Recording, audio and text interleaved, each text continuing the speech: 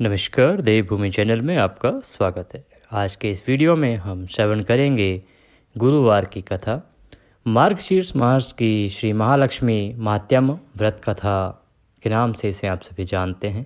तो आज माँ लक्ष्मी की कृपा बरसाने वाली वह अद्भुत कथा जिसको हमें मार्गशीर्ष गुरुवार को अवश्य सुनना चाहिए और माँ लक्ष्मी की कृपा प्राप्त करने के लिए उनकी पूजा विधि विधान से करनी चाहिए। हमने पूजा विधि के लिए वीडियो पहले ही आपको शेयर किया है, आप उसको अवश्य देख लें।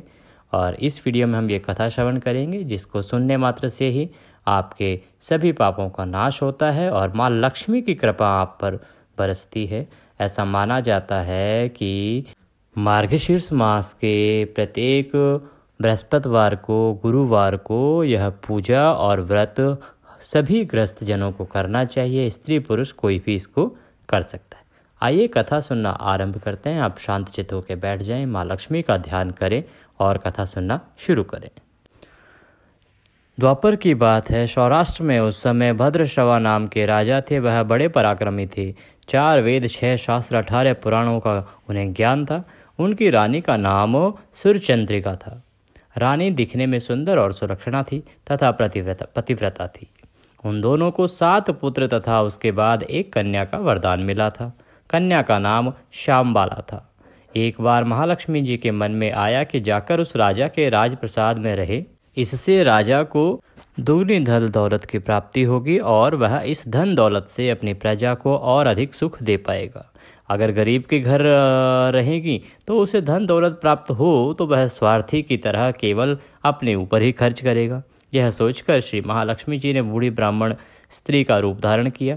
हाथ में लाठी लिए लाठी के सहारे रानी के द्वार तक पहुंची। यद्यपि उन्होंने बूढ़ी औरत का रूप धारण किया था, पर उनके चेहरे पर तेज का बहुत अधिक प्रभाव था। उन्हें देखते ही एक दासी सामने आई। उसने इनका नाम, धाम, काम, कर्म पूछ डाला। वृद्ध ब्राह्मण का रूप धारित माता लक्ष्मी ने कहा, बालिके, मेरा नाम कमला है। मेरे पति का नाम भुवनेश है। हम द्वारिका में रहते हैं।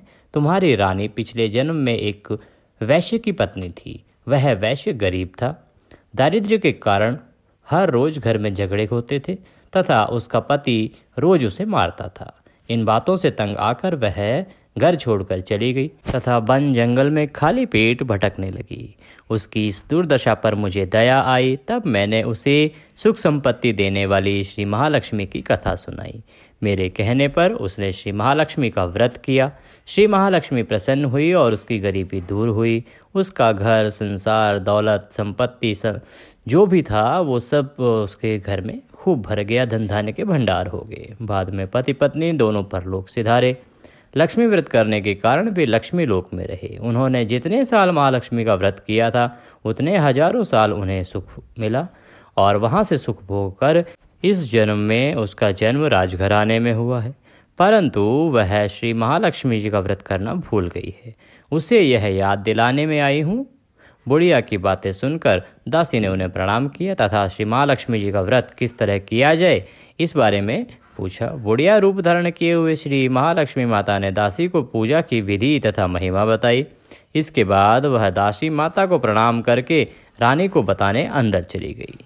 राजभवन में रहते हुए रानी को अपने ऐश्वर्य का बहुत घमंड हुआ था।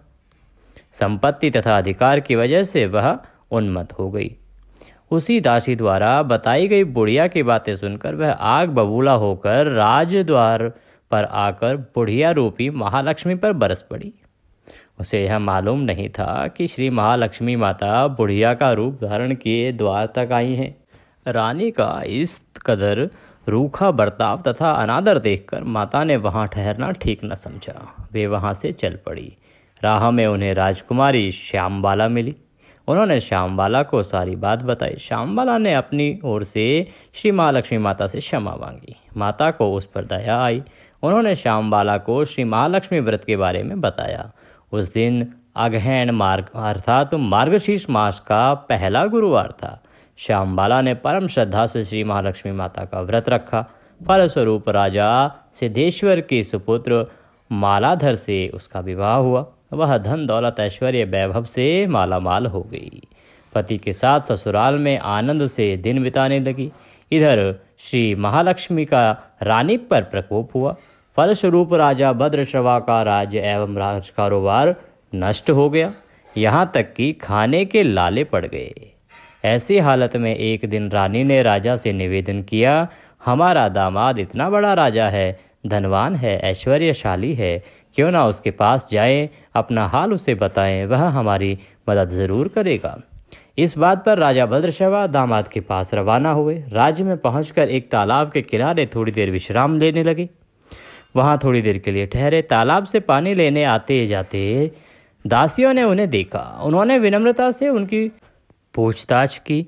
जब उन्हें यह मालूम हुआ कि वे रानी श्यामबाला के पिता हैं तो दौड़ते हुए जाकर उन्होंने रानी को सब बात बताई।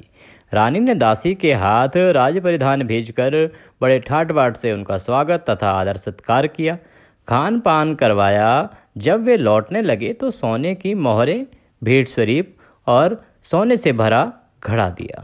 राजभद्रश्रवा जब वापस लौटे तो उन्हें देखकर रानी सूरजचंद्रिका खुश हुई। उन्होंने सोने की मोहरों से भरे घड़े का मुंह खोल देखा तो वह चकित रह गई। हाय भगवान, घड़े में धन के बदले कोयले मिले। यह सब श्री महालक्ष्मी प्रकोप से हुआ। इस प्रकार दुर्दशा में और कई दिन बीत गए। इस बार रानी स्वयं अपनी कन्या के पास गई। वह दिन अगहन माह का अंतिम गुरुवार था। श्यामबाला ने श्री महालक्ष्मी व्रत किया, पूजा की, अपनी माता से भी व्रत करवाया। इसके बाद रानी अपने घर आई। श्री महालक्ष्मी का व्रत करने से उस पर भी माता लक्ष्मी की कृपा बरसी और अपना राजपाट, धन दौलत, ऐश्वर्य उसे पुनः प्राप्त हुआ।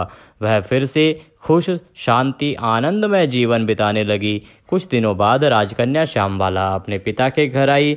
उसे अपने घर देखकर सूरजचंद्रिका को पुरानी बातें याद आई। यही कि श्यामबाला ने अपने पिता को घड़ा भरकर कोयला दिया था और उसे तो कुछ भी नहीं दिया था।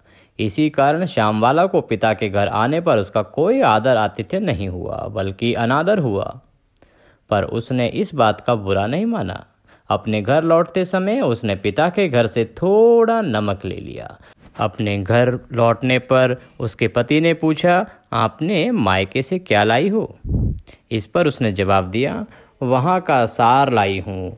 पति ने पूछा, इसका मतलब क्या हुआ? श्यामबाला ने कहा, थोड़ा धीरज रखें, सब मालूम हो जाएगा। उस दिन श्यामबाला ने सारा भोजन नमक डाले बिना बनाया और परोसा। पति ने खाना चखा। सारा खाना नमक बिना था, इसलिए स्वाद न आया। फिर श्यामबाला ने थाली में नमक डाला, इससे सारा भोजन स्वादिष्ट लगने लगा। तब श्यामबाला ने पति से कहा, यही है वह मायके से लाया हुआ सार। पति को उसकी बात समझ आ गई। फिर वह दोनों हंसी मजाक करते हुए भोजन करने लगे। कहा गया है कि इस तरह जो कोई श्रद्धा भाव से महालक्ष्मी की पूजा करे उसे माता की कृपा प्राप्त होती है, सुख संपत्ति शांति प्राप्त होती है, सभी मनोकामनाएं पूरी होती हैं। परंतु यह सब प्राप्त होने पर माता की पूजा को भूलना नहीं चाहिए। हर गुरुवार को व्रत पाठ अवश्य करना चाहिए। इस तरह श्री महालक्ष्मी जी की महिमा भक्तों की मनोकामना को पूरी करती है। बोलिए महालक्ष्मी माता की जय। इस प्रकार श्री महालक्ष्मी की गुरुवार की कथा यहाँ पर संपूर्ण होती है। इसके बाद आप माँ लक्ष्मी की आरती करेंगे और अपने व्रत के नियमों का पालन करेंगे। जय माँ लक्ष्मी।